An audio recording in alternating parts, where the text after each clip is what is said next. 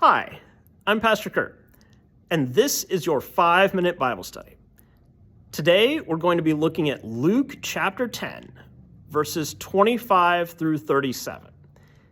This section is what's often called the parable of the Good Samaritan.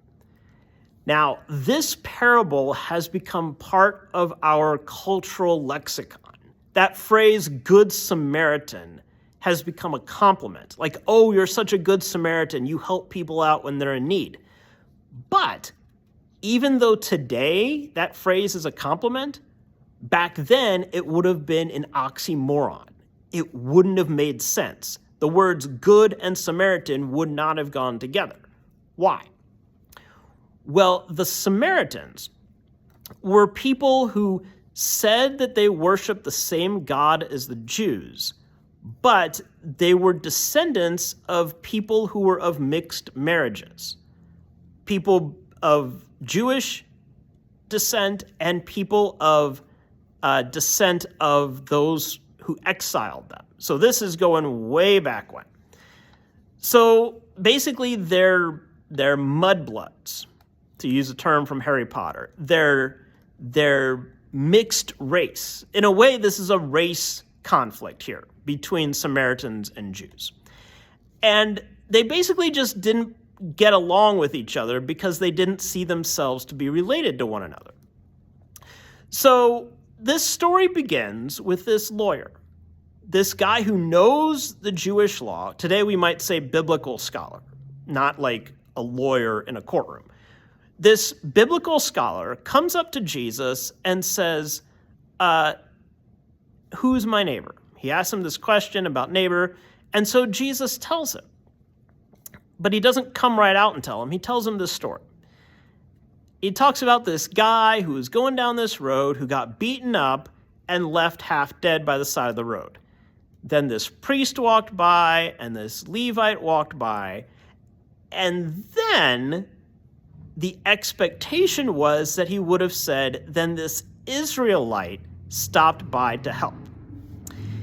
This parable does a great job playing with the rule of three. And this is a literary device that we've seen elsewhere.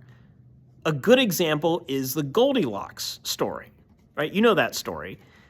That Goldilocks comes upon the house of the three bears. She tests out the porridge, and one's too hot, one's too cold, one's just right.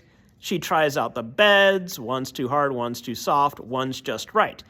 In this rule of three in literature, the first two things don't work, but then the third one does.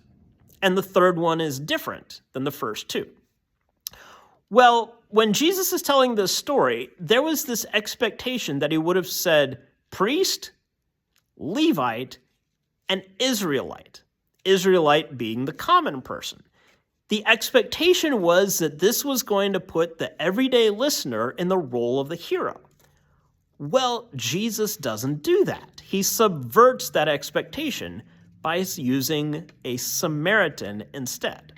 And remember what I just said about Samaritans. They were considered other. They were the foreigner. They were the people of that other race, that person that you don't like. That person is put in the role of the hero here. This is the person who helps the guy on the side of the road. Well, go back to how this story started. A lot of times we focus just on the parable, but we need to keep the parable in the context of why Jesus told it.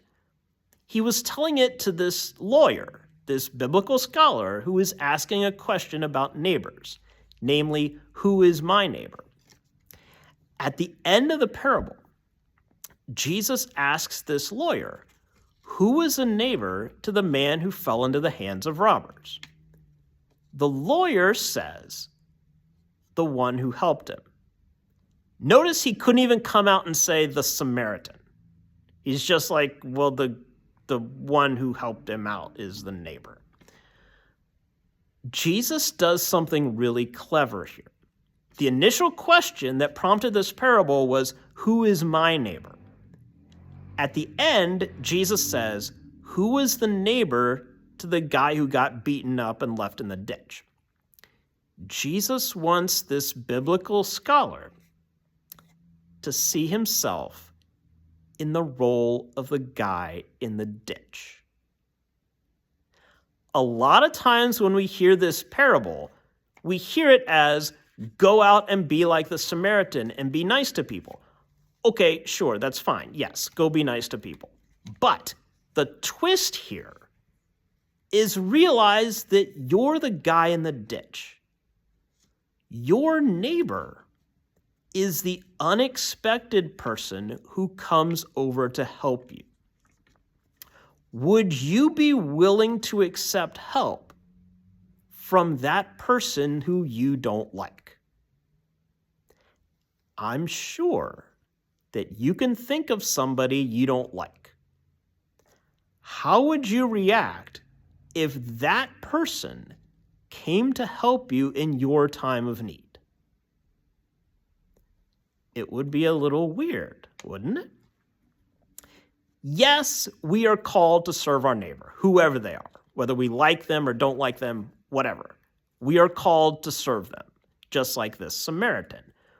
But who will you allow to help you? That's the kick in this parable. This is a wonderful parable that a lot of us know, but it twists the story a little bit. It helps us see it in a different way when we think of ourselves as the guy in the ditch. Who in your life would you let help you? There's your 5-minute Bible study for the day. Please remember to like, comment, share, and subscribe, and I'll see you next time. Thanks.